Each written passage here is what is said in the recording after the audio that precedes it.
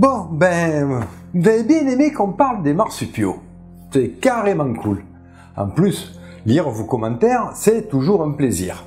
Et c'est très motivant, vraiment. Mais vous savez quoi? Vous êtes de vrais soifards. Enfin, je veux dire assoiffés de connaissances, pas de vinasse. Enfin, je ne pense pas. Quoique certains en le font là-bas. En tout cas, plus je vous en donne, plus vous en voulez. Et là, pour le coup, je mentionne 3 bestioles australiennes, et voilà que... Ouais, c'est dommage que tu n'aies pas parlé de la mégafaune. Ouais, la mégafaune australienne. Oui, la mégafaune australienne, c'est vachement bien. Et tu devrais faire un épisode sur la mégafaune. Et la mégafaune par-ci, et la mégafaune par-là. On veut des détails. Et patati et patata. Alors bon, ok. Vous voulez de la mégafaune australienne? Alors, bonjour à toutes et à tous, et parlons de la mégafaune australienne. Et voyons donc quelques spécimens emblématiques. Et au passage, tel que c'est écrit sur ma belle chemise, Miele Kalikimaka, joyeux Noël, et passez d'excellentes fêtes de fin d'année. Avant de commencer, laissez-moi vous présenter le partenaire de cette vidéo. CyberGhost VPN, véritable référence en matière de VPN. Vous le savez tous, surfer sur la toile n'est pas toujours sans danger. C'est pour cela qu'utiliser un VPN, autrement dit un réseau privé virtuel, est fortement recommandé. Cela vous permet de vous connecter de manière sécurisée avec votre ordinateur, tablette ou téléphone à un serveur distant.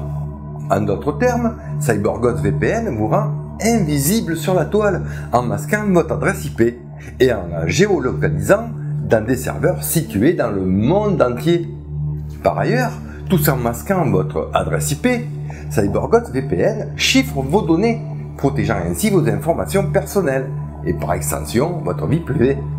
Il vous protège des hackers, des sites malveillants et plus globalement de toutes les joyeusetés qui fleurissent sur Internet et même de la surveillance indésirable de la part de votre fournisseur Internet. Et ce n'est pas tout, car étant géolocalisé dans le pays de votre choix, vous pouvez débloquer des catalogues étrangers des plateformes de streaming comme Netflix, Amazon Prime, Disney+, et bien d'autres encore. Par exemple, avec CyberGhost VPN, vous pouvez regarder des films et des séries Netflix disponibles uniquement aux États-Unis, au Royaume-Uni, en Allemagne et même au Japon. Et il fonctionne sur 40 services de streaming. Ou encore, si comme moi vous aimez les courses de monoplace, connectez-vous en Belgique et vous profiterez de la saison 2024 sur la télévision belge. Gratuitement et en français. Ce n'est pas pour rien que CyberGhost VPN compte déjà plus de 38 millions d'utilisateurs dans le monde et une excellente note sur Trustpilot. C'est la garantie d'un VPN fiable, économique et efficace.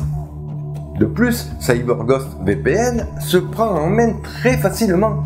En quelques clics, vous vous géolocalisez au Japon, aux États-Unis ou tout autre pays de votre choix et vous accédez au contenu disponible dans ces régions. Et sachez que, avec un seul abonnement chez CyberGhost VPN, vous pourrez protéger jusqu'à 7 appareils en même temps et ainsi faire profiter vos proches.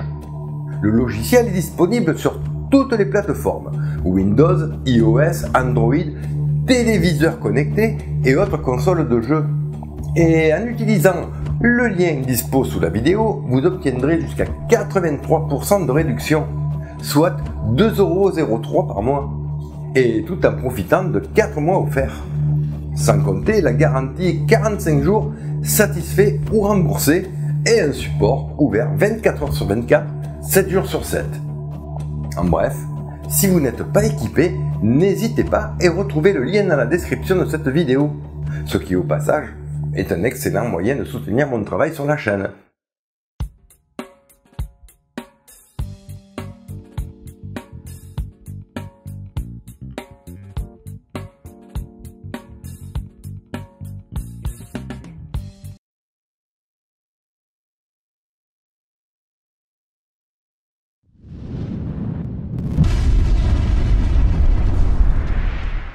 Bien, un peu de contexte. Nous voilà repartis à l'aube du Quaternaire. Nous sommes donc au Pléistocène, il y a 2 580 000 ans. À cette période, la Terre, géographiquement parlant, est quasiment identique à celle que nous connaissons. À un détail près, il fait plutôt frisquet.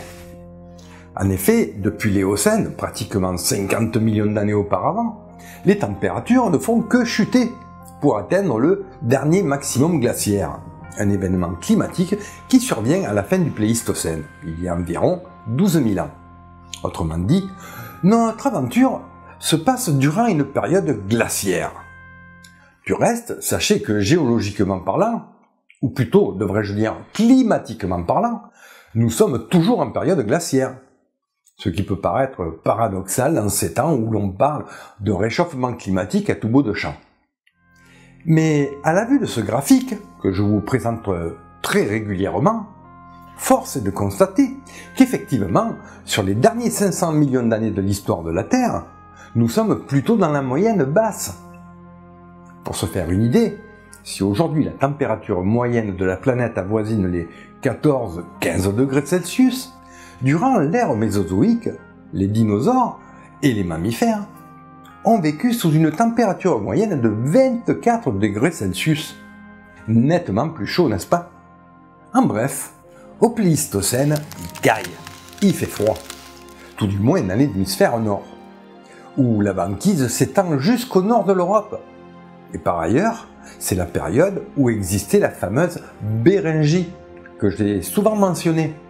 Ce pont terrestre reliant la Sibérie à l'Alaska et qui a permis à bien des animaux de migrer d'un continent à l'autre, et qui a existé en raison de la forte baisse du niveau de la mer qui eut lieu à cette époque. On parle ici d'une régression marine de l'ordre d'une centaine de mètres, l'eau étant, aspirée par la banquise pour s'étendre de plus belle. C'est donc une période de migration pour les mammouths, les bisons et autres animaux, et notamment les humains. Humains qui, à cette époque, suivaient et chassaient ces mêmes animaux. Cependant, la Béringie n'était pas le seul pont terrestre qui apparut à cette époque. En effet, de l'autre côté du globe, dans l'hémisphère sud, d'autres ponts terrestres firent leur apparition, et notamment en Océanie.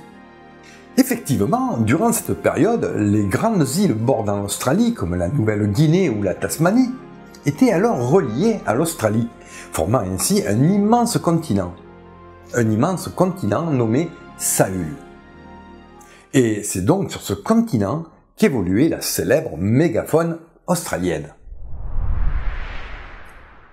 Bien, maintenant que nous avons contextualisé notre histoire, concrètement, qu'est-ce que c'est quoi la mégafaune?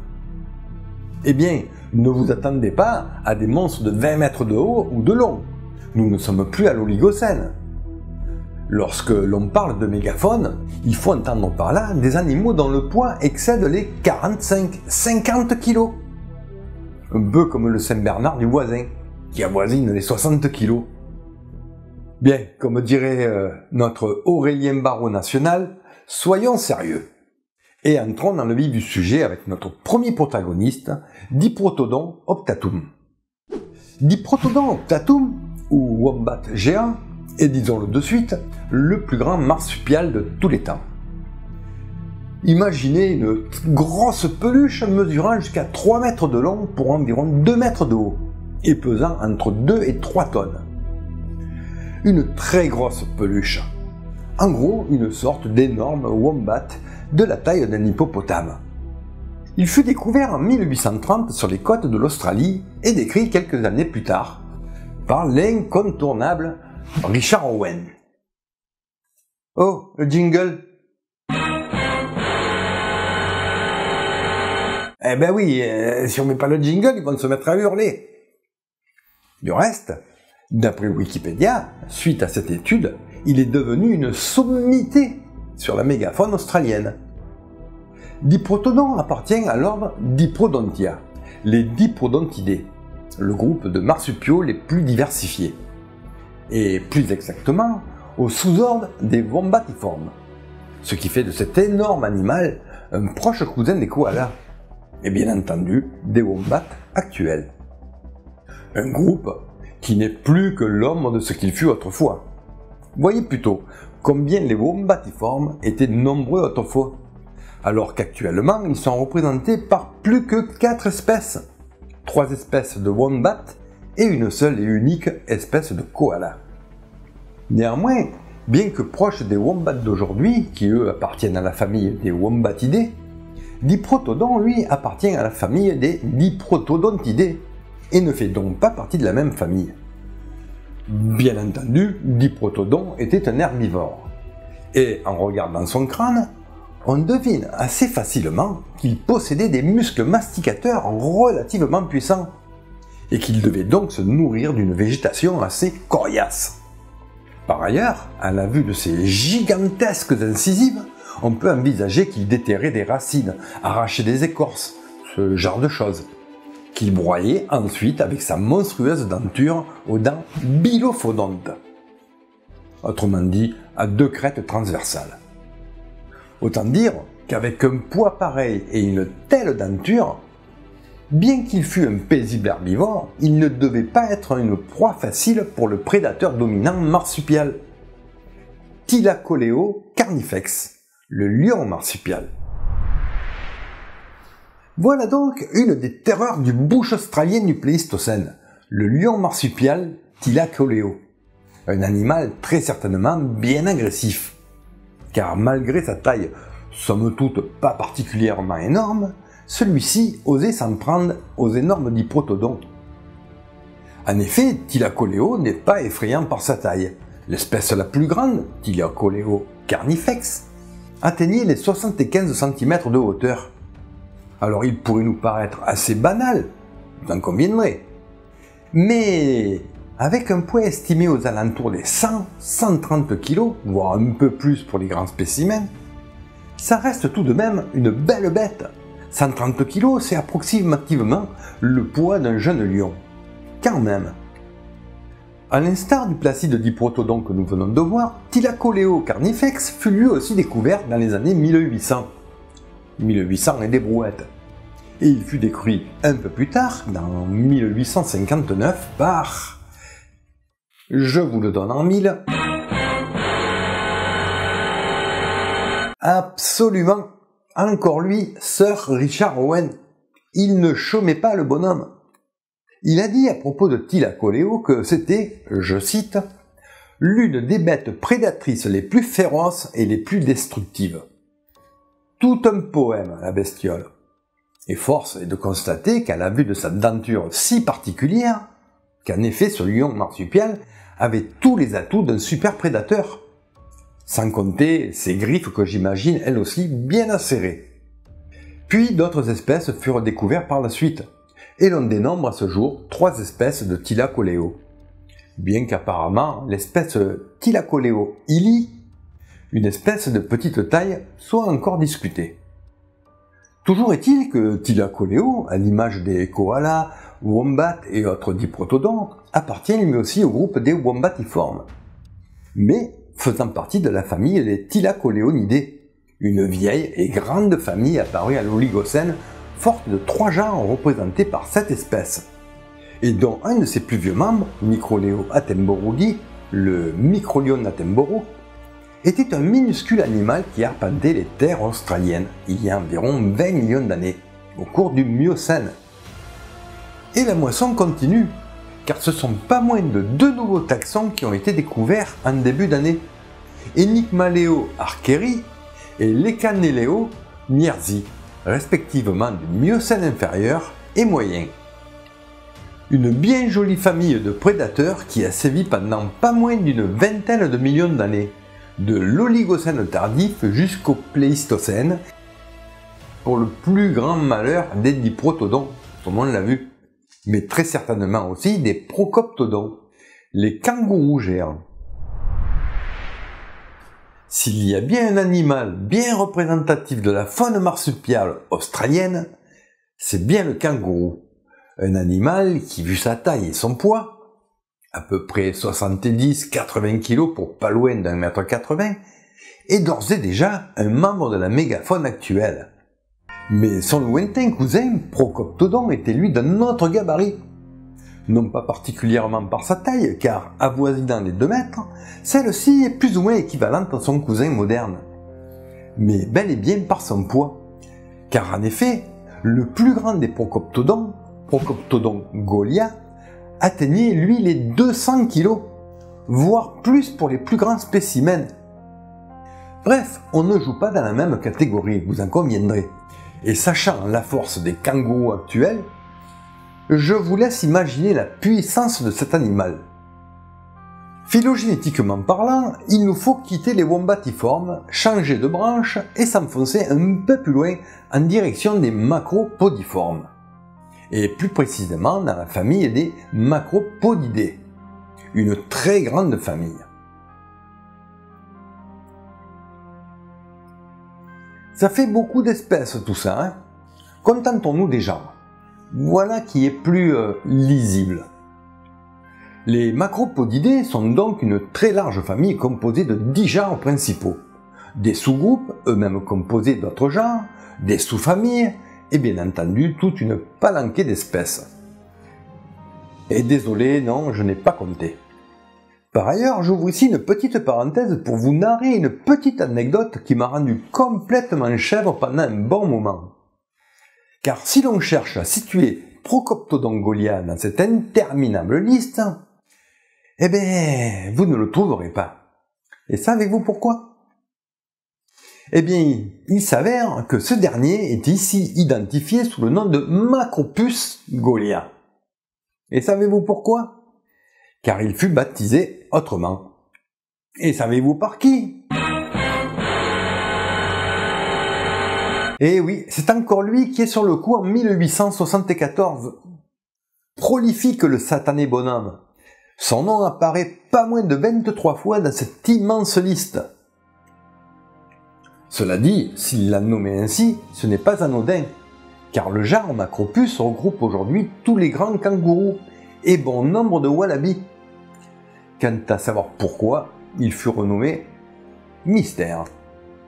Toujours est-il que cet animal, qui évoluait principalement dans les zones semi-arides du sud, de l'Australie, se démarque de son actuel cousin par sa taille et son poids relativement conséquents, mais aussi par son museau.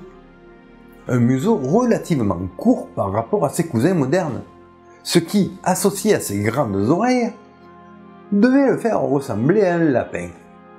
Géant le lapin. Autre détail, ses pieds ne disposaient que d'un seul doigt, les autres étant pratiquement atrophiés. Quant à ses mains, aux doigts agiles lui permettaient de recueillir des feuilles dans les arbres. Ah, et un détail assez étonnant, il s'avère que de par sa puissante et lourde morphologie, il n'était pas capable de sauter. Il se déplaçait donc en marchant un long pas, sur leurs pattes de derrière. Plutôt étonnant pour un kangourou. Et dernier point, les fossiles de Procoptodon étant assez abondants, ça laisse supposer qu'il s'agissait d'une espèce très prospère, tout du moins jusqu'à son déclin et son extinction il y a de cela environ 15 000 ans. Dans cette même famille, les macropodidés, nous avons aussi Protelnodon, le wallaby géant, un animal très proche de Procoptodon, mais néanmoins plus svelte, avec une masse corporelle estimée entre 43 à 166 kg, bien moins imposant que son cousin Procoptodon. Campé sur des pattes courtes et robustes, lui aussi utilisait la marche bipède et la forme de ses pieds suggère que la locomotion devait être assez lente. Et ce qui caractérise cet animal par rapport à son cousin Procoptodon, outre le fait qu'il soit apparu plus tôt, au Pliocène, c'est son crâne relativement plat et allongé, dépourvu de la courbure descendante caractéristique des museaux de kangourous modernes. Et concernant la dentisterie, il possédait des molaires inférieures avec un léger poste métacristide, un petit poste protocriste et une crête protolophide légèrement en forme de S. Vous n'avez rien compris? Rassurez-vous, moi non plus. Bien, vu que ça commence à faire long, on va s'arrêter là et nous poursuivrons notre petite histoire australienne dans le prochain épisode. Comme toujours, un énorme merci à tous les donateurs pour votre soutien. Et encore merci à CyberGhost VPN, partenaire de cet épisode, pour surfer en toute confiance. Cliquez donc sur le lien et bénéficiez des 4 mois offerts et des 83% de réduction. Protégez votre vie privée, débloquez de contenus exclusifs et faites des économies avec CyberGhost VPN. Essayez donc sans risque grâce à la garantie satisfait ou remboursée de 45 jours.